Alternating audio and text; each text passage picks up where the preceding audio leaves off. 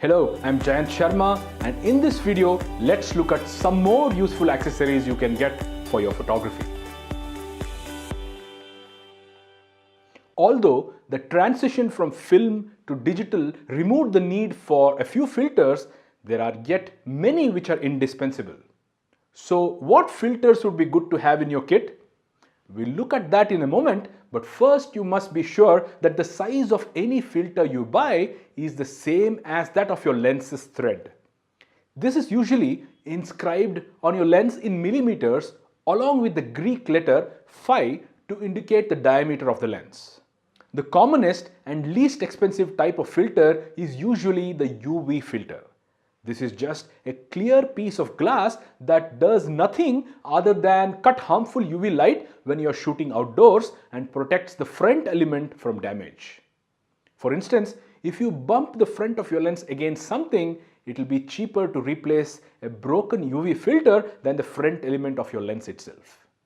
The second filter I'd recommend, whose results are not reproducible in processing, is the circular polarizing or CPL filter. A CPL filter has two effects.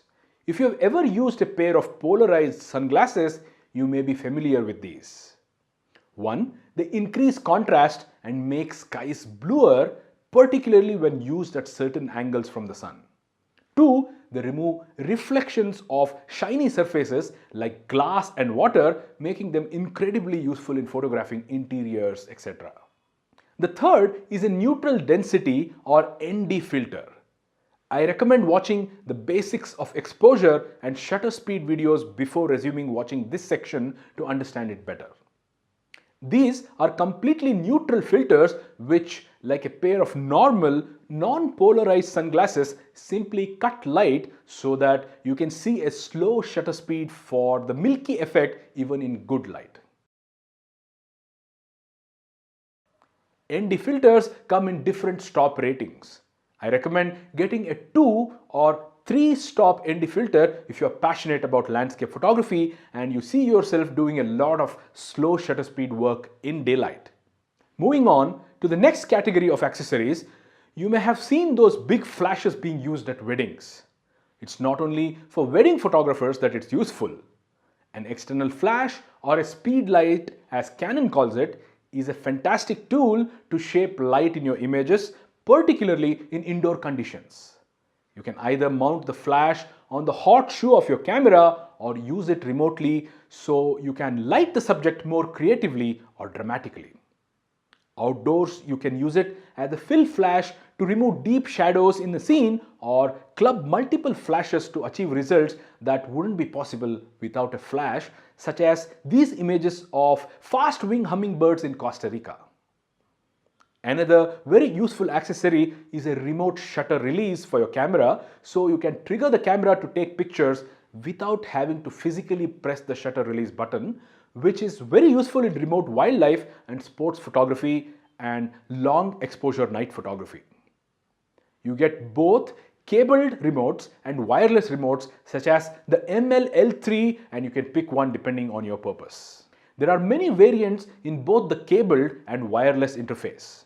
Be sure to check if the remote is compatible with your camera before you buy it.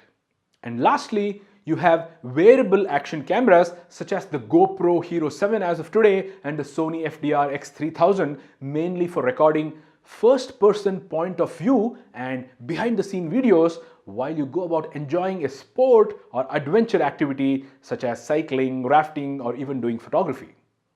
These cameras are extremely compact, pack 4K video resolution, have very wide or fisheye lenses, come with different mounts and straps to allow you to choose if you want to mount them on your helmet, chest, or vehicle, and can even record time-lapse videos, spectacular slow motion videos at a very high frame rate, and also come with wireless remotes for maximum utility.